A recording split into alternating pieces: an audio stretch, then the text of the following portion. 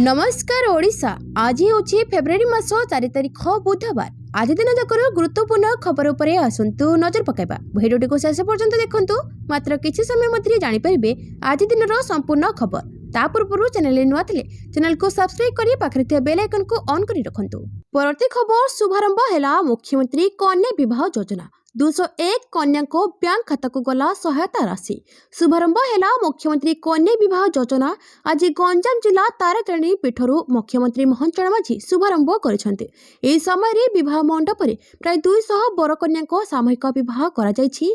ए अवसर रे कन्या को बैंक अकाउंट को डीबीटी माध्यम रे 45,000 टंका लेखाएं सहायता राशि पठा जायछि। तेबे योजना निमंते बरर बयस सीमा 18 रु 35 वर्ष भितर थिबा बेले कन्यार बयस 21 रु 35 वर्ष हेबा दरकार। लाभार्थी को 60,000 लेखाएं दिया जिवो। विवाहर सब खर्च सरकार बहन करिवे। एही कार्यक्रम रे जगदे मुख्यमंत्री मोहन चरण माझी कहिसेंते, मुख्यमंत्री हिसाब रे मो नुहे, मो जड़े पिता एवं भाई हिसाब रे एठारे उपस्थित रही विवाह कार्यक्रम रे शामिल होइछि। मुख्यमंत्री कन्या विवाह योजनार शुभारंभ करिबा सरकार को सौभाग्य। महिला को विकास दिगरे राज्य सरकार गुरुत्व दैछंती। महिला को सम्मान, सामाजिक सुरक्षा, यौतुक प्रथा को लोप करिबारे मुख्यमंत्री कन्या विवाह योजना सहायक हेबो बोली मुख्यमंत्री मोहन माझी कहिसेंती। परवर्ती खबर कोयला खनि दुर्नीति। Sambalpur CBI team. Sambalpur Delhi CBI team रो तनाघन तलाबिरा कोयला खनि दुर्नीति मामले रे तनाघन चली। खिंडा पंचायत कार्यालय रे 19 जन को जेरा करा जिवो। कोयला दुर्नीति संक्रांत रे पचराउचरा करिबो केंद्रीय तदंतकारी संस्था। फेब्रुआरी 1994 मसीह इंडोल तथा वर्तमान हिंडाल इंडस्ट्री को तलाबिरा एक कोयला खनि आवंटन करा जायतिला। जेतिके कोयला खनन पई अनुमति मिलिथिला हिंडाल ताठार बहु अधिक परिमाणर कोयला खनन करथिबा नै अभियोग होइतिला। एपरिके सरकारक पक्षरु दिया जतुवा आवश्यक अनुमति बिना कंपनी कोयला खनन करिथिला। पूर्वरु तलाबी कोयला दुर्नीति संक्रांत रे सीबीआई पक्षरु एक मामला रुजु करा जायतिला। पूर्ववर्ती समय रे मामला को बध कर दिया जायतिला। तेबे 2014 मसीह रे स्थानीय ग्रामवासी अभियोग पर पुणी सीबीआई पक्षरु एक नुआ मामला रुजु करा जायतिला। परवर्ती खबर माओ नेता निखिल और इंदु आत्मसमर्पण पई रखिले शर्त। ओडिशा सरकार को देले 4 प्रस्ताव। ओडिशा सरकार और गृह विभाग को 4टी शर्त रखी टॉप माओ नेता निखिल और इंदु आत्मसमर्पण करिवे बोली खोला चिठी जारी करछंती। शर्त पूर्ण कले ओडिशा पुलिस पाखरे आमे आत्मसमर्पण करिवु बोली लिखित माओवादी पत्र गणमाध्यम रे हस्तगत होइछि। सीपीआई राज्य कमिटी सदस्य निखिल ओरफ निरंजन राउत, इंदु ओरफ अंकिता, रश्मिता लेखा बोली चिठी रे उल्लेख रही। सशस्त्र क्रांति रास्ता त्याग करी भारतीय संविधान अनुसार गणतांत्रिक पद्धति रे कार्य करिबा पई गणमाध्यम जरिए मध्य ओडिशा सरकार और गृह विभाग उद्देश्य खोला चिठी जारी करछंती 2 टॉप माओवादी नेता। विगत 3.5 दशक हेब आम पार्टी नेतृत्व में चलता संघर्ष जो देश में बड़ धरणर राजनीतिक, आर्थिक, सामाजिक, सांस्कृतिक और भौगोलिक स्थिति में बहु परिवर्तन आसी और आसबार लगी। परिवर्तित परिस्थिति में सशस्त्र क्रांति रास्ता सठिक नुहे और यह रास्तार क्रांतिकारी आंदोलन को फायदा हेब। जनभागिदारी बढ़िया बदल लोकों ठारू दूर हेबा और क्षति वृद्धि होउछि। पार्टीर बड़ सूत्रीवादी विचार जो समय उपयोगी उपयुक्त निर्णय नहीं पारुनाहांती। परिणाम स्वरूप भारत नुआ गणतांत्रिक विभाग को बहु क्षति उठाइबाकू पड़ुछे। एही परिस्थिति रे राज्य सरकार और गृह विभाग उपरे विश्वास करी विप्लव रास्ता त्याग करी आत्मसमर्पण करिबु बोली उल्लेख करिसेंती। परवर्ती खबर नुआ खनिज नियम लागू। नीलाम नुहे ई लटरी रे मिलिबो बाली और पथर खनि लीज। एमएसपी धार्य करिवे सरकार। लागू हैला नुआ खनिज नियम। एणिकी नीलाम नुहे ई लटरी रे मिलिबो बाली और पथर खनि लीज। एमएसपी धार्य करिवे सरकार। खनि माफिया उपरे अंकुश। एणिकी लीज पाई ई नीलाम नुहे ई लटरी। नुआ गाइडलाइन अनुसार एक चटिया कारबार बा कार्टेलाइजेशन रखिबा पई सरकार ई ऑक्शन बा नीलाम बंद करी ई लटरी व्यवस्था आरंभ करिसेंती। लघु खनिज संपद रो लीज पाई नीलाम डका हेबो नाही, बरं सरकार द्वारा धार्य स्थिर अतिरिक्त चार्ज रे ई लटरी माध्यम रे योग्य व्यक्ति को चयन करा जिवो। आवेदनकारी को एमएसटीसी पोर्टल फॉर्म सी रे ऑनलाइन आवेदन करबाको पड़िबो। 10,000 टंका अणफेरस्त आवेदन फी जमा 10% अमानत राशि जमा करबाको पड़िबो। आवेदन सहित परिवार समस्त सदस्यों नाम थिबा एक सत्यपाठ दाखल करबा बाध्यतामूलक। परवर्ती खबर फिटिबो जातीय जलमार्ग। आगको ओडिशार जलपथ रे कोयला तैल परिवहन। फिटिबो जातीय जलपथ। ब्राह्मणी रे चलिबो जहाज। तालचेरु धामरा और पारादीप को जलपथ रे हेबो कोयला परिवहन। ଏହି ବହୁ ପ୍ରତୀକ୍ଷିତ ଯୋଜନାକୁ ଏବେ ମିଳିବ ଗତି। ମୋଦି ସରକାର ଏଥର ବଜେଟ୍ରେ ଜାତୀୟ ଜଳପଥ 5 ଘୋଷଣା କରିବା ପରେ ଓଡ଼ିଶାରେ ପରିବହନର ନୂଆ ଆଶା ସଞ୍ଚାର ହୋଇଛି। ରାଜ୍ୟ ପରିବହନ ବିଭାଗ ସୂଚନା ଅନୁସାରେ ଖଣିଜ ବହୁଳ ତାଳଚେର ଓ ଅନୁଗୁଳରୁ ଶିଳ୍ପ ହବ୍ କଳିଙ୍ଗନଗର ଏବଂ ବନ୍ଦରନଗରୀ ପାରାଦୀପ ଏବଂ ଧାମରାକୁ ସଂଯୋଗ କରିବ NW5। ଏହି ଜଳପଥ ସଂଯୋଗ ହେଲେ ରାଜ୍ୟରେ ଶିଳ୍ପ ଓ ଖଣିଜଜନିତ ପରିବହନ କ୍ଷେତ୍ରରେ ଆସିବ ବଡ଼ ପରିବର୍ତ୍ତନ। ପରିବହନ ଖର୍ଚ୍ଚ ଶସ୍ତା ହେବା ସହ ପ୍ରଦୂଷଣ କମିବ, ସଡ଼କରେ ଟ୍ରାଫିକ୍ ଭିଡ଼ କମିବା ସହ ଦୁର୍ଘଟଣା ହ୍ରାସ ପାଇବ। ଏଥିପାଇଁ ତଳମୁଣ୍ଡରେ ବିଭିନ୍ନ ବ୍ୟାରେଜ ଲକ୍ ଗେଟ୍ ନିର୍ମାଣ କରିବାକୁ ପଡ଼ିବ। ପରବର୍ତ୍ତୀ ଖବର, ଦ୍ୱାଦଶ ଶ୍ରେଣୀ ବୋର୍ଡ ପରୀକ୍ଷାର ମୂଲ୍ୟାଙ୍କନ ହେବ ଡିଜିଟାଲ। CBSEର ପ୍ରସ୍ତୁତି ଆରମ୍ଭ। କେନ୍ଦ୍ରୀୟ ମାଧ୍ୟମିକ ଶିକ୍ଷା ବୋର୍ଡ ଚଳିତ ବର୍ଷଠାରୁ ଦ୍ୱାଦଶ ଶ୍ରେଣୀ ବୋର୍ଡ ପରୀକ୍ଷାର ଉତ୍ତର ଖାତା ଯାଞ୍ଚ ପଦ୍ଧତିରେ ଏକ ବଡ଼ ପରିବର୍ତ୍ତନ କରିବାକୁ ଯାଉଛି। ଏପର୍ଯ୍ୟନ୍ତ ଉତ୍ତର ଖାତା କାଗଜରେ ଯାଞ୍ଚ କରାଯାଉଥିଲା, କିନ୍ତୁ ଏବେ ଏହାକୁ ଅନ୍-ସ୍କ୍ରିନ୍ ମାର୍କିଂ ସିଷ୍ଟମ ଦ୍ୱାରା ବଦଳାଯିବ। ଏହି ନୂତନ ସିଷ୍ଟମ ଅନୁଯାୟୀ ଉତ୍ତର ଖାତାଗୁଡ଼ିକୁ ସ୍କାନ୍ କରି କମ୍ପ୍ୟୁଟର ସ୍କ୍ରିନ୍ରେ ଯାଞ୍ଚ କରାଯିବ। ବୋର୍ଡ ବିଶ୍ୱାସ କରେ ଯେ ଏହା ଯାଞ୍ଚ ପ୍ରକ୍ରିୟାକୁ ଅଧିକ ସ୍ପଷ୍ଟ, ଦ୍ରୁତ ଏବଂ ନିର୍ଭରଯୋଗ୍ୟ କରିବ। ଅନ୍-ସ୍କ୍ରିନ୍ ମାର୍କିଂ ଅର୍ଥ ହେଉଛି ଛାତ୍ରମାନଙ୍କ ଉତ୍ତର ଖାତାଗୁଡ଼ିକୁ ସ୍କାନ୍ କରି ପରୀକ୍ଷକମାନଙ୍କୁ ଡିଜିଟାଲ ଭାବରେ ପ୍ରଦାନ କରାଯିବ। ଶିକ୍ଷକମାନେ କମ୍ପ୍ୟୁଟର କିମ୍ବା ଲାପଟପ୍ ସ୍କ୍ରିନ୍ରେ ଉତ୍ତର ଦେଖିବେ ଏବଂ ସେଠାରେ ମାର୍କ ପ୍ରଦାନ କରିବେ। ଏଥିପାଇଁ ପ୍ରତ୍ୟେକ ଛାତ୍ରଙ୍କ ପାଇଁ ସମାନ ମୂଲ୍ୟାଙ୍କନ ସୁନିଶ୍ଚିତ କରିବା ପାଇଁ CBSE ଏକ ସ୍ଥିର ଏବଂ କଠୋର ମାର୍କିଂ ଯୋଜନା କାର୍ଯ୍ୟକାରୀ କରିବ। ଏହି ସିଷ୍ଟମ ପାଇଁ ଏକ ଉତ୍ସର୍ଗୀକୃତ ଏଜେନ୍ସି ମଧ୍ୟ ଚୟନ କରାଯାଉଛି, ଯାହା ବୈଷୟିକ କାର୍ଯ୍ୟ ପରିଚାଳନା କରିବ। ପରବର୍ତ୍ତୀ ଖବର, ଭିଜିଲାନ୍ସ ଜାଲରେ ଜେଇ। ଭିଜିଲାନ୍ସ ଜାଲରେ ଜେଇ। ମାଲକାନଗିରିରେ ଲାଞ୍ଚ ନେଇ ଧରାପଡ଼ିଲେ ବିଦ୍ୟୁତ ବିଭାଗ କନିଷ୍ଠ ଯନ୍ତ୍ରୀ। 20,000 ଲାଞ୍ଚ ନେବା ବେଳେ ଜେଇ ପରିବେଶ ନାୟକଙ୍କୁ ଧରିଛି ଭିଜିଲାନ୍ସ। ସଦର ମହକୁମା ବିଦ୍ୟୁତ ବିଭାଗରେ କନିଷ୍ଠ ଯନ୍ତ୍ରୀ ପରିବେଶ ନାୟକ ବିଦ୍ୟୁତ ସଂଯୋଗ ପାଇଁ ଜଣେ ବ୍ୟକ୍ତିଙ୍କ ଠାରୁ ଲାଞ୍ଚ ନେଉଥିବା ସମୟରେ ଭିଜିଲାନ୍ସ ହାବୁଡ଼ରେ ସେ ପଡ଼ିଯାଇଛନ୍ତି। ପୂର୍ବରୁ ଜେଇଙ୍କ ବିରୋଧରେ ଅନେକ ଅଭିଯୋଗ ରହିଥିଲା। ବିନା ଟଙ୍କାରେ ସେ କୌଣସି କାର୍ଯ୍ୟ କରୁନଥିଲେ। ବାବୁ ଜଣକ ଅତି ଚତୁରତାର ସହ ନେଉଥିଲେ। ନିଜେ ନ ଆଣି ଅଫିସ ନିକଟରେ ଥିବା ଏକ ବହି ଦୋକାନରେ ଉପଭୋକ୍ତା ଜଣକ ଟଙ୍କା ପଇଠ କରୁଥିଲେ। ତାପରେ କାର୍ଯ୍ୟଟି ହେଉଥିଲା ଆଉ ସେଠାରୁ ଟଙ୍କା ନେଉଥିଲେ ଜେଇ। ଏହାରି ଭିତରେ ସୂଚନା ପାଇ ଭିଜିଲାନ୍ସ ଟିମ୍ ଏହି ସମୟରେ ପହଞ୍ଚି ଜେଇଙ୍କୁ ଧରିଥିଲା। ଜେଇଙ୍କୁ ବର୍ତ୍ତମାନ ଜିଲ୍ଲା ମୁଖ୍ୟ କାର୍ଯ୍ୟାଳୟକୁ ନିଆଯାଇ ପଚରାଉଚରା ସହ କାଗଜପତ୍ର ଯାଞ୍ଚ କରାଯାଉଛି। ତଦନ୍ତ ପରେ ଜଣାପଡ଼ିବ ଯେ ତାଙ୍କ କାର୍ଯ୍ୟକାଳ ଭିତରେ ସେ କେତେ ଟଙ୍କା ଠୁଳ କରିଛନ୍ତି। ପରବର୍ତ୍ତୀ ଖବର, ଲୋକସଭାରେ ପ୍ରବଳ ହଟ୍ଟଗୋଳ, 8 ସାଂସଦ ନିଲମ୍ବିତ। ଲୋକସଭାରେ ମଙ୍ଗଳବାର ମଧ୍ୟ ଜୋରଦାର ହଙ୍ଗାମା ଦେଖିବାକୁ ମିଳିଛି। ରାଷ୍ଟ୍ରପତିଙ୍କ ଅଭିଭାଷଣ ଉପରେ ଧନ୍ୟବାଦ ପ୍ରସ୍ତାବ ବେଳେ ହଙ୍ଗାମା ହୋଇଥିଲା। ବିରୋଧୀ ସଦସ୍ୟମାନେ ବାଚସ୍ପତିଙ୍କ ପୋଡିୟମ ଉପରକୁ ପେପର ଫିଙ୍ଗିଛନ୍ତି। ଏହାକୁ ନେଇ ସଂସଦରେ ବିରୋଧୀ ପକ୍ଷର 8 ସାଂସଦଙ୍କୁ ସସ୍ପେଣ୍ଡ କରାଯାଇଛି। ହିବି ଏଦେନ, ଅମରିନ୍ଦର ସିଂ ରାଜାୱାରିଂ, ମଣିକମ ଟାଗୋର, ଗୁରଜିତ ସିଂ ଓଜାଲା, କିରଣ କୁମାର ରେଡ୍ଡି, ପ୍ରଶାନ୍ତ ପାଡ଼ାଲେ, ଏସ୍ ଭେଙ୍କଟେଶନ ଓ ଡିନ୍ କୁରିଆକୋସଙ୍କୁ ଅଧିବେଶନରୁ ସସ୍ପେଣ୍ଡ କରାଯାଇଛି। ଚଳିତ ବଜେଟ୍ ଅଧିବେଶନରୁ ପୁରା ସସ୍ପେଣ୍ଡ ନେଇ ସୂଚନା ମିଳିଛି। ଏହା ସହ ଆଜି ପାଇଁ ସାଂସଦକୁ ମୁଲତବୀ ଘୋଷଣା କଲେ ବାଚସ୍ପତି। ପରବର୍ତ୍ତୀ ଖବର, ଏଣିକି ସୋସିଆଲ ମିଡିଆରେ ଆପତ୍ତିଜନକ ପୋଷ୍ଟ କରିବା ପଡ଼ିବ ମହଙ୍ଗା, ଉଠାଇ ନେବ ପୋଲିସ। ସୋସିଆଲ ମିଡିଆ ୟୁଜର୍ସମାନଙ୍କୁ ସତର୍କ କରାଇଲା ଭଦ୍ରକ ପୋଲିସ।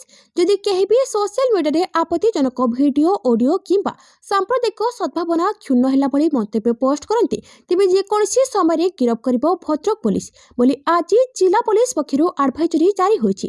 ଏଭଳି ନ କରିବାକୁ ପୋଲିସ ନିବେଦନ କରିଛି। ଏପରି କାର୍ଯ୍ୟ ଭାରତୀୟ ନ୍ୟାୟ ସଂହିତାର ଧାରା 353(2) ଓ 299 ଅନୁଯାୟୀ ଦଣ୍ଡନୀୟ ଅପରାଧ। ଯଦି କେହି ଏପରି କରୁଛି ତା ଉପରେ ନଜର ରଖାଯାଇଥିବା କୁହାଯାଇଛି। ଏଭଳି ମନ୍ତବ୍ୟ କାହା ନଜରକୁ ଆସିଲେ ଜିଲ୍ଲା ପୋଲିସକୁ ଜଣାଇବାକୁ କୁହାଯିବା ସହ ଏଥିପାଇଁ ଫୋନ୍ ନମ୍ବର 8480693731 ଜାରି କରାଯାଇଛି। ଏହି ନମ୍ବର ମାଧ୍ୟମରେ ସମ୍ପୃକ୍ତ ପୋଷ୍ଟ, ଲିଙ୍କ, ସ୍କ୍ରିନଶଟ ବା ମନ୍ତବ୍ୟ ପଠାଇ ପାରିବେ। ସୂଚନାଦାତାଙ୍କ ନାମ ଓ ଠିକଣା ଗୋପନ ରଖାଯିବ। ପୋଲିସର ଏଭଳି ପ୍ରୟାସକୁ ବିଭିନ୍ନ ମହଲରୁ ସ୍ୱାଗତ କରାଯାଇଛି। ପରବର୍ତ୍ତୀ ଖବର, ଅଗ୍ନିବୀରମାନଙ୍କ ପାଇଁ ବଡ଼ ଘୋଷଣା କରିବେ ସରକାର। ପ୍ରସ୍ତୁତି ଆରମ୍ଭ କଲା ଗୃହ ମନ୍ତ୍ରାଳୟ। ଦେଶକୁ ସୁରକ୍ଷା ଦେବା ପାଇଁ 4 ବର୍ଷ ଧରି ପରିଶ୍ରମ କରିଥିବା ହଜାର ହଜାର ଅଗ୍ନିବୀରଙ୍କ ଭବିଷ୍ୟତକୁ ନେଇ ଏବେ ଚିନ୍ତା ବଢ଼ିଛି। ଅଗ୍ନିପଥ ଯୋଜନା ଅଧୀନରେ ନିଯୁକ୍ତି ପାଇଥିବା ଅଗ୍ନିବୀରଙ୍କ ପ୍ରଥମ ବ୍ୟାଚ୍ ଏହି ବର୍ଷ ଶେଷରେ ସେମାନଙ୍କର ସେବା ସମାପ୍ତ କରିବାକୁ ଯାଉଛନ୍ତି। ସବୁଠାରୁ ବଡ଼ ପ୍ରଶ୍ନ ହେଉଛି 4 ବର୍ଷ ସାମରିକ ସେବା ପରେ ଏହି ଯୁବକମାନଙ୍କର କ'ଣ ହେବ? ସରକାର ପୂର୍ବରୁ ସ୍ପଷ୍ଟ କରିଥିଲେ ଯେ 4 ବର୍ଷ ପରେ କେବଳ 25% ଅଗ୍ନିବୀର ସେନାରେ ସ୍ଥାୟୀ ନିଯୁକ୍ତି ପାଇବେ, ଯେତେବେଳେ ବାକି 75% ଚାକିରିରୁ ମୁକ୍ତ ହେବେ।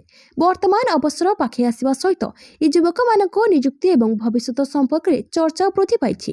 ଏହି ସମୟରେ କେନ୍ଦ୍ର ସରକାର ବିଶେଷକରି ଗୃହ ମନ୍ତ୍ରାଳୟ ଏକ ବଡ଼ ଏବଂ ବ୍ୟାପକ ସମୟୋଜନ ନୀତି ଉପରେ କାମ କରୁଛନ୍ତି। ଏହା ବିଶ୍ୱାସ କରାଯାଉଛି ଯେ ଏହି ନୀତି ଅନୁଯାୟୀ ବହୁ ସଂଖ୍ୟକ ଅବସରପ୍ରାପ୍ତ ଅଗ୍ନିବୀରଙ୍କୁ କେନ୍ଦ୍ରୀୟ ସଶସ୍ତ୍ର ପୋଲିସ ବାହିନୀ ଏବଂ ଅନ୍ୟାନ୍ୟ ସୁରକ୍ଷା ଓ ସଂସ୍ଥାଗୁଡ଼ିକରେ ସୁଯୋଗ ଦିଆଯିବ। ଯଦି କାର୍ଯ୍ୟକାରୀ କରାଯାଏ ତେବେ ଏହି ଯୋଜନା ହଜାର ହଜାର ଯୁବକଙ୍କ ପାଇଁ ଏକ ବଡ଼ ଆଶ୍ୱସ୍ତି ପ୍ୟାକେଜ ପ୍ରମାଣିତ ହୋଇପାରେ। ପରବର୍ତ୍ତୀ ଖବର, ଅଫଲାଇନ୍ ନୁହେଁ କେବଳ ଅନଲାଇନରେ ହେବ ବଦଳି ଆବେଦନ। ସ୍ୱାସ୍ଥ୍ୟ ବିଭାଗ ଅଧିକାରୀଙ୍କ ପାଇଁ ନୂଆ ପୋର୍ଟାଲ ଲଞ୍ଚ। ସ୍ୱାସ୍ଥ୍ୟ ବିଭାଗର ଡାକ୍ତର, ଅଧିକାରୀ ଓ କର୍ମଚାରୀଙ୍କ ବଦଳି ପାଇଁ ନୂଆ ପ୍ରକ୍ରିୟା ଆରମ୍ଭ ହୋଇଛି। ଏଣିକି ଅଫଲାଇନରେ କୌଣସି ବଦଳି ଆବେଦନ ଗ୍ରହଣ ହେବ ନାହିଁ। ସ୍ୱାସ୍ଥ୍ୟ ବିଭାଗ ଏଥିପାଇଁ ଏକ ନିର୍ଦ୍ଦିଷ୍ଟ ପୋର୍ଟାଲ ଆରମ୍ଭ କରିଛି। ବଦଳି ଚାହୁଁଥିବା ବିଭାଗର ଅଧିକାରୀ ଓ କର୍ମଚାରୀମାନେ ଏହି ପୋର୍ଟାଲରେ ନିଜର କାଗଜପତ୍ର ସହ ଆବେଦନ କରିପାରିବେ। ବଦଳି ସମ୍ବନ୍ଧୀୟ ତଥ୍ୟ ଓ ଅନୁପାଳନ ସମ୍ପର୍କରେ ତଦାରଖ କରିବା ଲାଗି ଜିଲ୍ଲା ସ୍ତରରେ ଜଣେ ଲେଖାଏଁ ସଂଯୋଜକଙ୍କୁ ଦାୟିତ୍ୱ ଦିଆଯାଇଛି। କର୍ମଚାରୀମାନେ ପ୍ରତିବର୍ଷ ଜାନୁଆରୀ 15ରୁ ଫେବୃଆରୀ 14 ଭିତରେ ପୋର୍ଟାଲରେ ଆବେଦନ କରିପାରିବେ ବୋଲି ସ୍ୱାସ୍ଥ୍ୟ ବିଭାଗ ନିର୍ଦ୍ଦେଶନାମା ଜାରି କରିଛି। ଏନେଇ ସମସ୍ତ CDMO, PHOଙ୍କ ସମେତ ମେଡିକାଲ କଲେଜ କର୍ତ୍ତୃପକ୍ଷଙ୍କୁ ଚିଠି ଲେଖି ଅବଗତ କରାଯାଇଛି। ପରବର୍ତ୍ତୀ ଖବର, ବୈଠକ ପରେ ବୈଠକ କରି ପଲଟାଇ ଦେଲେ ଟାରିଫ ଖେଳ। ଏସ୍ ଜୟଶଙ୍କରଙ୍କୁ ନେଇ ବଡ଼ ଚର୍ଚ୍ଚା। ଆମେରିକା ଓ ଭାରତର ଐତିହାସିକ ଚୁକ୍ତି ପଛରେ ଭାରତର ବୈଦେଶିକ ମନ୍ତ୍ରୀ ଏସ୍ ଜୟଶଙ୍କରଙ୍କ ରହିଛି ବଡ଼ ହାତ। ଏସ୍ ଜୟଶଙ୍କର ଜଣେ ମାହିର କୂଟନୈତିଜ୍ଞ ବୋଲି ପ୍ରମାଣିତ ହୋଇଛି। ଆରମ୍ଭରୁ ଶୁଳ୍କ ପ୍ରସଙ୍ଗରେ ନୀରବ ରହି ଭାଷଣବାଜିରୁ ଦୂରେଇ ରହି ଦେଶର ଅଗ୍ରଗତି ଦିଗରେ କାମ କରିଚାଲିଥିଲେ।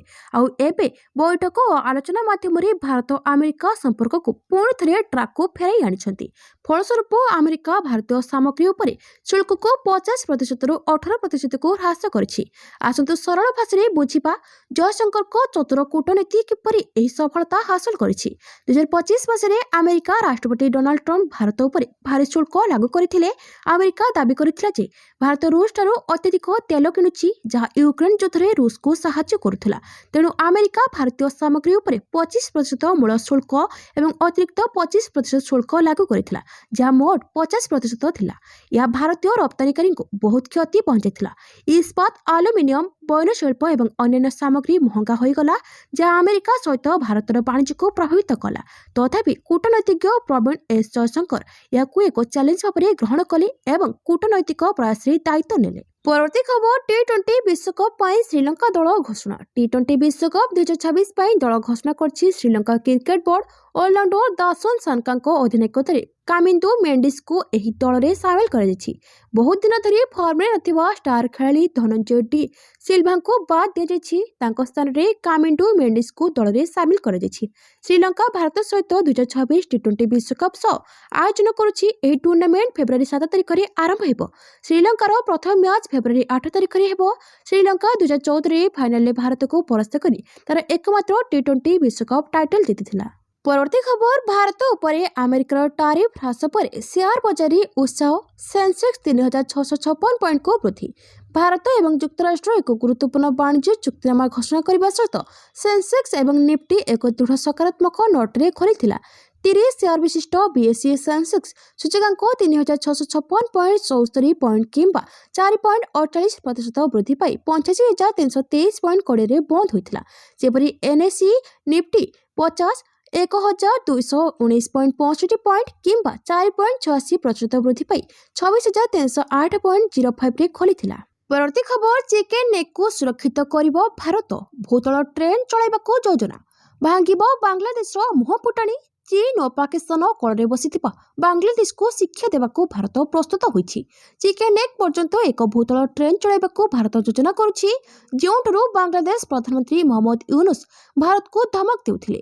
ରିପୋର୍ଟ ଅନୁଯାୟୀ ରେଳମନ୍ତ୍ରୀ ଅଶ୍ୱିନୀ ବୈଷ୍ଣବ ସୋମବାର ଦିନ କହିଛନ୍ତି ଯେ ଚିକେନ ନେକ୍ କରିଡରକୁ ସୁରକ୍ଷିତ କରିବା ପାଇଁ ଯୋଜନା କରାଯାଉଛି।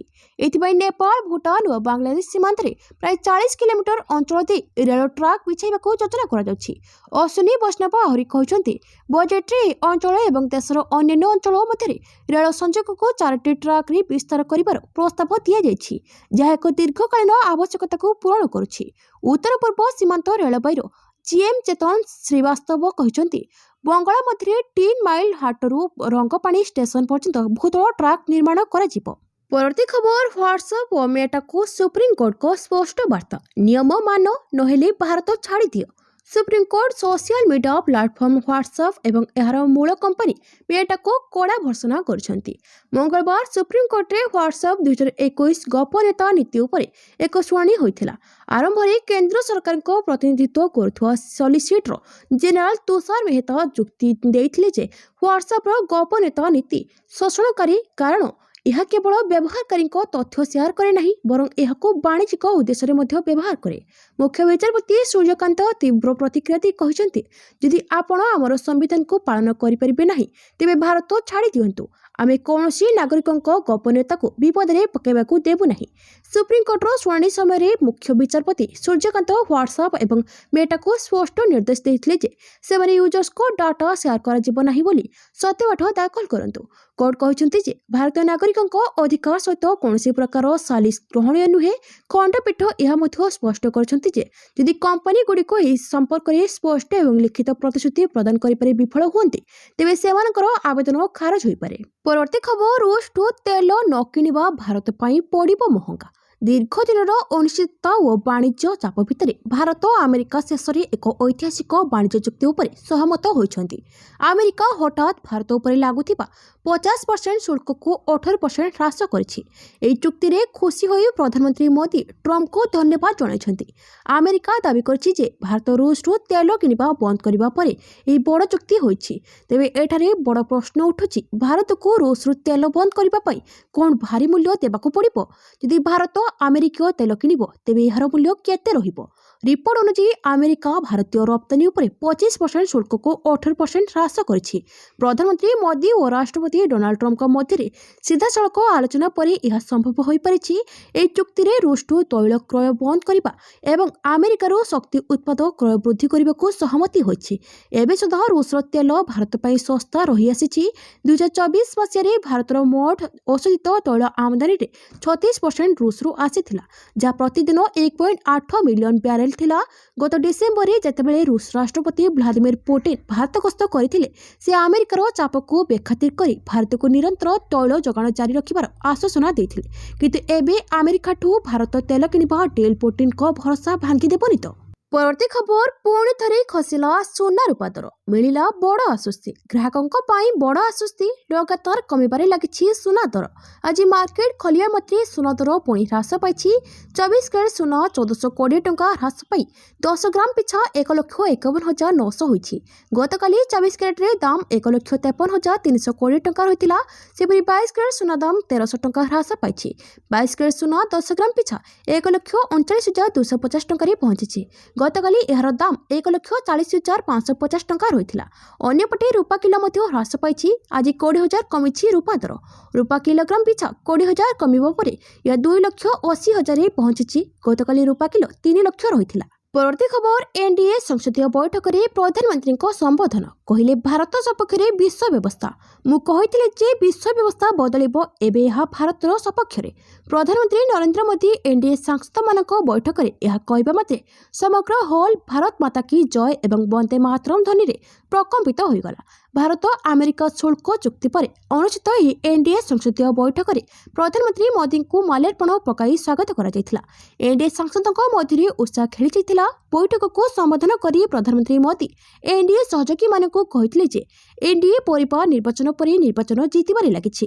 निर्वाचन एति सहजरे जीति हुई नहीं। निर्वाचन जीतिया पई माटी काम करबा एवं दृढ़ नीति सहित आगको बढ़िबा आवश्यक।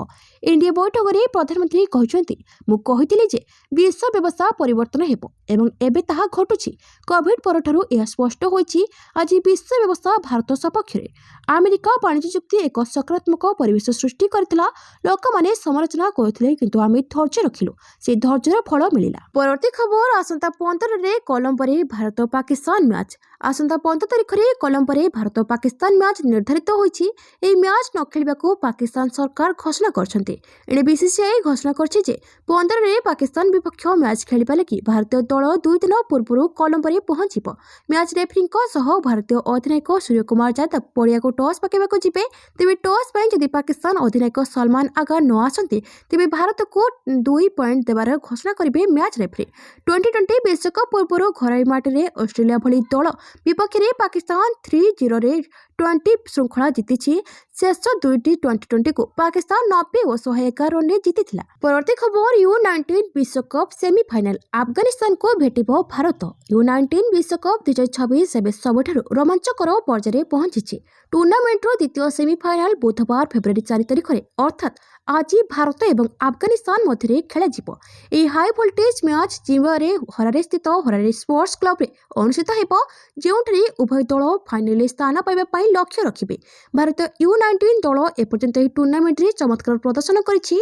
भारत ग्रुप पर्यायर यार समस्त मैच जीति ग्रुप बी रे शीर्ष रे रहिछि। दल अमेरिका, बांग्लादेश एवं न्यूजीलैंड को परास्त करी निजर दृढ़ प्रस्तुति प्रदर्शन करथिला। सुपर 6 पर्यायर मध्ये भारत निजर प्राधान्य जारी रखिथिला। प्रथम मैच रे भारत जिम्बाब्वे को 204 रन विशाल व्यवधान परास्त करथिला, जितेबेले निर्णायक मैच रे दल पाकिस्तान विपक्ष रे विजय पई एक संयमता एवं आत्मविश्वास प्रदर्शन करथिला। परवर्ती खबर 500% शुल्क धमक देथिबा अमेरिका नेता एबे भारत उपरे कहिले। अमेरिकार कांग्रेस सदस्य लिंडेस ग्राहम थरे भारत उपरे 500% शुल्क लागू करने को धमक देथिले। केवल सेतिक नुहे, से एक बिल मध्य आगत करथिले जो भारत उपरे 500% शुल्क अंतर्भुक्त थिला। जदिओ यह बिल पास होई नथिला, भारत को कठोर आर्थिक प्रतिबंधक लगाइबाकू धमक देबा परे ग्राहम एबे तांको मत बदलाइछन्ति। भारत अमेरिका नूतन शुल्क चुक्तिनामा पर ग्राहम सोशल मीडिया रे भारत को प्रशंसा करी कहछन्ति जे भारत यार आचरण द्वारा यह शुल्क ह्रास पाइछि। एही परिवर्तन विशेष करी भारत रूसीय तेल क्रय बंद करने को राजी हेबा परे आसीथिला। लिंडेस ग्राहम रूस यूक्रेन युद्ध समाप्त करबा दिगरे भारतर पदक्षेप को एक मास्टर स्ट्रोक भावे वर्णना करथिले। परवर्ती खबर अवसर पर सरकारी क्वार्टर दखल अनुचित, हाईकोर्ट को कड़ा राय।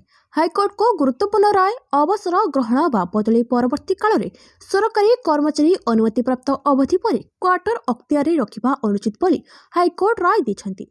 आईनगत विवाद बा मोकदमा आଳରେ सरकारी आवास रे लंबा समय पर्यंत रहिबा अक्षमणीय। एभली दखलकारी बुझिबा दरकार जे सरकारी आवास केवल एक सीमित विशेष सुविधा अधिकार नुहे। चाकरी शेष होगा परे बा बदली परे कर्मचारी दीर्घ दिन सरकारी क्वार्टर रहिबा गुरुतर अनैतिक आचरण बोली कोर्ट कहते। एसत अवसर पर सरकारी क्वार्टर रे रहितिबा सरकारी कर्मचारी ए संपर्कित संपूर्ण अवधि पाई जरिमाना भड़ा राशि पैठ न करने जणिकिया विचारपति देथिबा राय विरोध में राज्य सरकार तरफ दायर आवेदन को हाईकोर्ट ग्रहण करिसेंति। परवर्ती खबर त्रुटि शून्य युक्त 2 परीक्षा पर केंद्र निरीक्षकों को चिठी। हब सुपरभाइजर और डेप्यूटी सुपरभाइजर को अलर्ट रहिबाकू निर्देश। उच्च माध्यमिक शिक्षा परिषद परिचालित युक्त 2 परीक्षा पर जोरदार प्रस्तुति आरंभ होइछि। प्रश्नपत्र सुरक्षित पहुंचबाठू आरंभ करी परीक्षा केंद्र निरीक्षक उपनिरीक्षक नियुक्ति जाए किभली ठीक समय हेबो ताको नै सीएचएससी प्रस्तुति आरंभ करिछि। त्रुटि शून्य परीक्षा परिचालना पई परीक्षा केंद्र निरीक्षक उपनिरीक्षक परीक्षा परिचालना हब को चिठी लिखा जाइछि। सीएचएससी रो सूचना अनुसार प्रश्नपत्र रखिबा पई 211टी परीक्षा परिचालना हब करा जाइछि। आसंता 12 तारिख रु 14 तारिख मध्य प्रथम पर्याय प्रश्नपत्र पठाजिबो। सेबरी द्वितीय पर्याय मार्च 4 तारिख रु 6 तारिख मध्य प्रश्नपत्र हब रे पहुंचिबो। हब सुपरभाइजर और डेप्यूटी सुपरभाइजर को अलर्ट रहिबाकू कहा जाइछि। परवर्ती खबर दलाई लामा को ग्रामी पुरस्कार। तिब्बतीय बौद्ध गुरु दलाई लामा तांकर प्रथम ग्रामी पुरस्कार जीतिछन्ति। 68तम वार्षिक ग्रामी पुरस्कार उत्सव रे दलाई लामा तांको album meditation the reflection of his holiness the Dalai Lama पाई सर्वोत्तम ऑडियो बुक नारेशन और स्टोरी टेलिंग रेकर्डिंग पाई ए पुरस्कार जीतिछन्ति। एहा सहित से प्रथम थर पाई पुरस्कार विजेता तालिका रे के अप और स्टीभेन स्पिलबर्ग सहित जग देथिले। ग्रामी हेउछि संगीत जगतर सबठारु प्रतिष्ठित सम्मान। प्रति वर्ष रेकर्डिंग एकाडेमी द्वारा कलाकार और वैश्विक वृत्तिगत उल्लेखनीय सफलता पाई या प्रदान करा जायथाय। तेबे चीन दलाई लामा को ग्रामी पुरस्कार प्रदान करिबार निष्पत्ति को समालोचना करी कहिछि जे बेजिंग जहाकू चीन विरोधी कार्यकलाप भाव वर्णना करिछि ताको समर्थन करने पाई व्यवहार करा जायथावा मान्यता को यह दृढ़ विरोध करे। परवर्ती खबर प्रधानमंत्री देश को बिक्री करते। राहुल गांधी को विस्फोरक अभियोग। अमेरिका सह होइथिबा वाणिज्य चुक्ति को नहीं सबुआडे चर्चा लागि रहिछि। यार मध्य विरोधी दल नेता प्रधानमंत्री नरेंद्र मोदी विरोध में गुरुतर अभियोग आनिछन्ति। मंगलवार संसद बाहर गणमाध्यम को सूचना दी से कहते जे प्रधानमंत्री एवं सालिश करछन्ति एवं निज भावमूर्ति बचाइबा पई देश को बिक्री कर दैछन्ति। राहुल को अभियोग अनुसार गत किछि मास धरी अटकी रहिथिबा भारत अमेरिका वाणिज्य चुक्ति को प्रधानमंत्री चापरे पड़ी सोमवार राति स्वाक्षर करछन्ति। राहुल कहछन्ति जे ଆମେରିକାରେ ଆଦାନୀଙ୍କ ବିରୋଧରେ ଥିବା ମାମଲା ଏବଂ ଏଫଷ୍ଟାଇନ୍ ଫାଇଲ୍ସରୁ ପ୍ରଧାନମନ୍ତ୍ରୀ ଭୟଭୀତ ଅଛନ୍ତି। ନିଜର ଭାବମୂର୍ତ୍ତି ନଷ୍ଟ ହେବା ଭୟରେ ସେହି ଚୁକ୍ତି କରିଥିବା ରାହୁଲ ଦାବି କରିଛନ୍ତି। ଚାଇନା ପ୍ରସଙ୍ଗ ଏବଂ ପୂର୍ବତନ ସେନା ମୁଖ୍ୟ ନରୱଣେଙ୍କ ସ୍ମୃତି ଗ୍ରନ୍ଥ ବିଷୟରେ କହିବାକୁ ଅନୁମତି ନ ମିଳିବାରୁ ରାହୁଲ କ୍ଷୋଭ ପ୍ରକାଶ କରିଛନ୍ତି। ପରବର୍ତ୍ତୀ ଖବର, ଭାରତ ପାକିସ୍ତାନ ଓ ଆଫଗାନିସ୍ତାନ ମଧ୍ୟରେ ଆମେ ମଧ୍ୟସ୍ଥି ନୁହଁ, ବିବାଦରୁ ନିଜକୁ ଦୂରେଇ ରଖିଲା ରୁଷ। ଭାରତ ଓ ପାକିସ୍ତାନ ବିବାଦରୁ ରୁଷ ନିଜକୁ ଦୂରେଇ ରଖିଛି। ଦିଲ୍ଲୀ ଓ ଇସଲାମାବାଦ ସେମାନଙ୍କର ସମସ୍ୟାଗୁଡ଼ିକୁ ପୂର୍ବ ସିମଲା ଚୁକ୍ତି ତଥା ଲାହୋର ଘୋଷଣାନାମା ଅନୁଯାୟୀ ସମାଧାନ କରିବାକୁ କହିଛି। ରୁଷ ସ୍ପଷ୍ଟ କରିଛି, ଆମେ ଭାରତ ଓ ପାକିସ୍ତାନ ବା ଆଫଗାନିସ୍ତାନ ଓ ପାକିସ୍ତାନ ମଧ୍ୟରେ ଉତ୍ତେଜନା ସମାଧାନ ପାଇଁ ମଧ୍ୟସ୍ଥତା କରୁନାହୁଁ। ରୁଷ ସରକାର କହିଛନ୍ତି, ଯଦି କୌଣସି ପକ୍ଷ ଅନୁରୋଧ କରନ୍ତି ତେବେ ଆମେ ସହାୟତା କରିବାକୁ ପ୍ରସ୍ତୁତ। ତେବେ ବର୍ତ୍ତମାନ ଏପରି କୌଣସି ପ୍ରକ୍ରିୟା ନାହିଁ। ଭାରତ ଓ ପାକିସ୍ତାନ ମଧ୍ୟରେ ସମ୍ପର୍କ ଅଧିକାଂଶ ସମୟ ଉତ୍ତେଜନାପୂର୍ଣ୍ଣ ରହିଛି। ସେପରି ଆଫଗାନିସ୍ତାନ ସହିତ ପାକିସ୍ତାନର ସମ୍ପର୍କ ମଧ୍ୟ ବର୍ତ୍ତମାନ ତିକ୍ତ ହେବାରେ ଲାଗିଛି। ରୁଷ ବୈଦେଶିକ ମନ୍ତ୍ରୀ ସେର୍ଗେ ଲାଭରୋଭଙ୍କୁ ପଚରାଯାଇଥିଲା ଯେ ପାକିସ୍ତାନ, ଭାରତ ଓ ଆଫଗାନିସ୍ତାନ ମଧ୍ୟରେ ଉତ୍ତେଜନା ହ୍ରାସ କରିବାରେ ମଧ୍ୟସ୍ଥତାର ଭୂମିକାକୁ ରୁଷ କିପରି ଦେଖେ।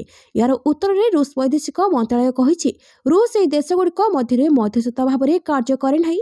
ଯଦି ଏହି ଦେଶଗୁଡ଼ିକ ଅନୁରୋଧ କରନ୍ତି ତେବେ ଆମେ ଯେକୌଣସି ମତଭେଦ ସମାଧାନରେ ସମସ୍ତ ପ୍ରକାରର ସହାୟତା ଯୋଗାଇବାକୁ ସର୍ବଦା ପ୍ରସ୍ତୁତ ରହିଛୁ। ପରବର୍ତ୍ତୀ ଖବର, ଆତଙ୍କବାଦୀଙ୍କ ହାତରେ ପଡ଼ିବ ବାଂଲାଦେଶ, ନିର୍ବାଚନ ବର୍ଜନ କରିବାକୁ ଦେଶବାସୀଙ୍କୁ ହସିନାଙ୍କ ପୁଅଙ୍କ ଅପିଲ।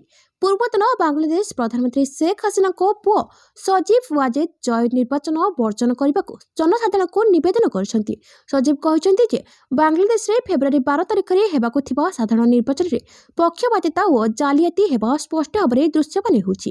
ସେ ଲୋକମାନଙ୍କୁ ନିର୍ବାଚନରୁ ଦୂରେଇ ରହିବାକୁ ଓ ଭୋଟ ଦେଇ ଏକ ମିଥ୍ୟା ନିର୍ବାଚନକୁ ଆଇନଗତ ନ କରିବାକୁ ଅନୁରୋଧ କରିଛନ୍ତି। ଶେଖ୍ ହାସିନାଙ୍କ ଆୱାମୀ ଲିଗ୍କୁ ବାଂଲାଦେଶୀ ହେବାକୁ ଥିବା ନିର୍ବାଚନରେ ପ୍ରତିଦ୍ୱନ୍ଦିତା କରିବାକୁ ଅନୁମତି ଦିଆଯାଇ ନାହିଁ।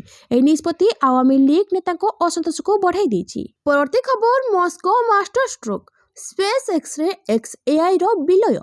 ବିଶ୍ୱର ସବୁଠାରୁ ଧନୀ ବ୍ୟବସାୟୀ ଏଲନ୍ ମସ୍କ ପ୍ରଯୁକ୍ତିବିଦ୍ୟା ଓ ମହାକାଶ ଜଗତରେ ଏକ ବଡ଼ ତଥା ସାହସିକ ବାଜି ଲଗାଇଛନ୍ତି। ମସ୍କ ତାଙ୍କର ମହାକାଶ ଅନୁସନ୍ଧାନ କମ୍ପାନୀ ସ୍ପେସ୍ ଏକ୍ସ ଓ କୃତ୍ରିମ ବୁଦ୍ଧିମତ୍ତା କମ୍ପାନୀ XAIକୁ ମିଶ୍ରଣ କରିବାକୁ ନିଷ୍ପତ୍ତି ନେଇଛନ୍ତି। ଏହି ରଣନୈତିକ ପଦକ୍ଷେପ ମସ୍କ ପ୍ରଯୁକ୍ତିବିଦ୍ୟା ଶକ୍ତିକୁ ଆହୁରି ମଜବୁତ କରି ବିଶ୍ୱ ବଜାରରେ ପାଦ ସୁଦୃଢ଼ ପାଇଁ ଲକ୍ଷ୍ୟ ରଖିଛି। ଏହି ମିଶ୍ରଣ ମାଧ୍ୟମରେ ସେ ଏଲନ୍ ମସ୍କ ସୁପରଟେକ୍ IPO ପାଇଁ ପ୍ରସ୍ତୁତି କରୁଛନ୍ତି। ଚଳିତ ବର୍ଷ ଶେଷ ସୁଦ୍ଧା ଏହା ବଜାରକୁ ଆସିପାରେ। ଏଲନ୍ ମସ୍କ ମହାକାଶ କମ୍ପାନୀ ସ୍ପେସ୍ ଏକ୍ସ ଆନୁଷ୍ଠାନିକ ଭାବରେ ଘୋଷଣା କରିଛି ଯେ ଏହା XAIକୁ ସମ୍ପୂର୍ଣ୍ଣ ଭାବରେ ଅଧିଗ୍ରହଣ କରିଛି। ଏହି ପ୍ରମୁଖ ମିଶ୍ରଣ ସହିତ ମସ୍କ ଅନେକ ପ୍ରମୁଖ ପ୍ରଯୁକ୍ତିବିଦ୍ୟା ଯେପରିକି AI ଚାଟବଟ୍ ଗ୍ରୋକ୍ ଓ ଷ୍ଟାରଲିଙ୍କ୍ ଏବଂ ଗୋଟିଏ ଛାତ ତଳେ କାର୍ଯ୍ୟ କରିବ। ଏହି ପଦକ୍ଷେପ ମସ୍କ ସମସ୍ତ ପ୍ରଯୁକ୍ତିବିଦ୍ୟା କମ୍ପାନୀଗୁଡ଼ିକର ଶକ୍ତିକୁ ଏକାଠି କରିବା ପାଇଁ ବୃହତ୍ତର ଯୋଜନାର ଏକ ଅଂଶ ହେବ। ପରବର୍ତ୍ତୀ ଖବର, ଲଡ଼କି ବେହେନ୍ ଯୋଜନାର ନାମ ପରିବର୍ତ୍ତନ ପାଇଁ ଏନସିପି ନେତା କଲେ ବଡ଼ ଦାବି। ମହାରାଷ୍ଟ୍ରରେ ଚାଲିଥିବା ଲଡ଼କି ବେହେନ୍ ଯୋଜନାର ନାମ ପରିବର୍ତ୍ତନ ପାଇଁ ମଙ୍ଗଳବାର ଦାବି ଉଠିଛି।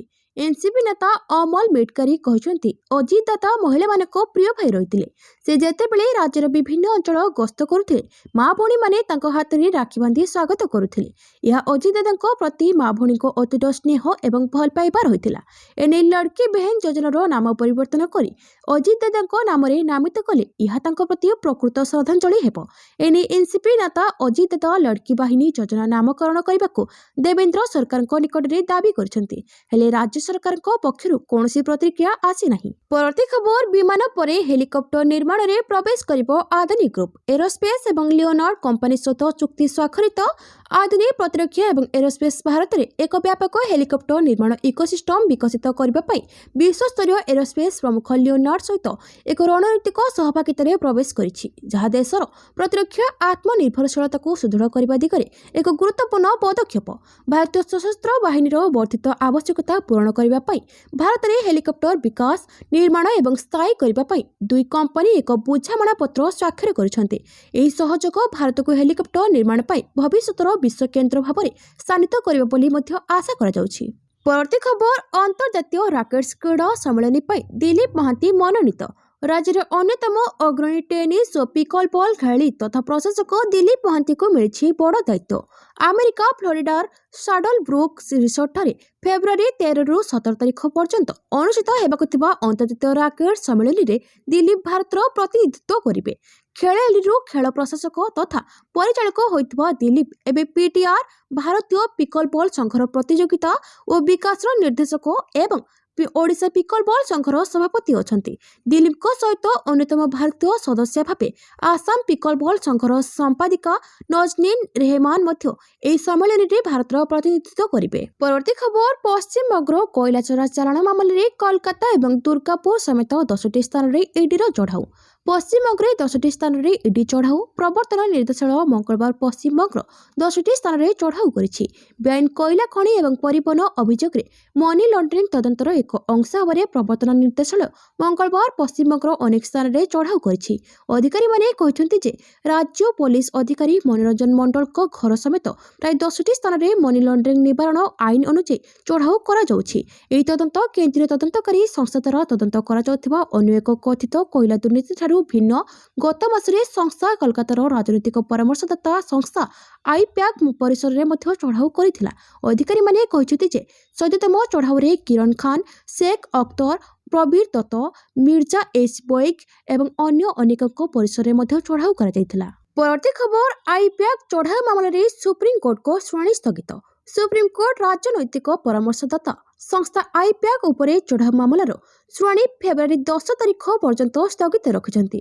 सुप्रीम कोर्ट प्रवर्तन निर्देशालय द्वारा दायर एक आवेदन शुणाणी करुछन्ति जेउथिरे अभियोग करा जायछि जे कोयला चोरी दुर्नीति रे मुख्यमंत्री ममता बनर्जी एवं पश्चिमबंग सरकार आईपैक कार्यालय एवं यार निर्देशक प्रत्येक जनक परिसर तलाश अभियान बाधा सृष्टि करथिले। रिपोर्ट अनुसार ईडी पक्षरु हाजिर होई सॉलिसिटर जनरल तुषार मेहता कहिथिले जे राज्य सरकार एही मामला रे सत्यपाठ दाखल करछन्ति एवं समय मागिछन्ति। विचारपति प्रशांत कुमार मिश्र एवं एनवी अंजारिया खंडपीठ एही मामला को स्थगित रखिछन्ति। जनवरी 15 तारिख रे शेष शुणाणी सुप्रीम कोर्ट ईडी रो एही चुक्ति उपरे चिंता प्रकाश करथिले जे मुख्यमंत्री तदंत रे बाधा सृष्टि करबाकू चेष्टा करथिले। कोर्ट एहाकू एक गंभीर मामला बोली कहिथिले। राज्य आईन प्रवर्तन एजेंसी गुड़िक एक गुरुतर अपराध केंद्रीय एजेंसी तदंत रे हस्तक्षेप करिपारिबे कि नाही ताहा जांच करबाकू मध्य कोर्ट राजी होइथिले। परवर्ती खबर सिंधु जल चुक्ति मध्यस्थता कोर्टर समन को प्रत्याख्यान कला भारत। पाकिस्तान सहित सिंधु जल चुक्तिनामा विवाद उपरे भारत पुणी थे कठोर आभिमुख्य ग्रहण करिछि। भारत नेदरलैंडर हेग्रे थिबा स्थायी मध्यस्थता अदालतर हस्तक्षेप को प्रत्याख्यान करिछि। शुणाणी समय भारत कहिछि जे आमे ट्रिब्यूनल को बेआईन बोली विवेचना करू। भारत ट्रिब्यूनल सप्लीमेंटारी अवार्ड और कार्यक्षम तथ्य मगा जाइथिबा समन ग्रहण करबाकू मना करिछि। पाकिस्तान एही प्रसंग को समग्र अंचल पाई विपद बोली कहूछि। भारतर सद्यतम निष्पत्ति पाकिस्तान संकट को बढ़ाई दैछि।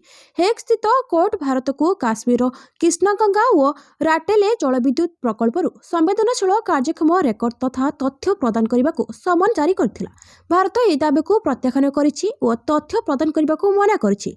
भारत सरकार ट्रिब्यूनल क्षेत्राधिकार को ग्रहण करबाकू मना करिसंति।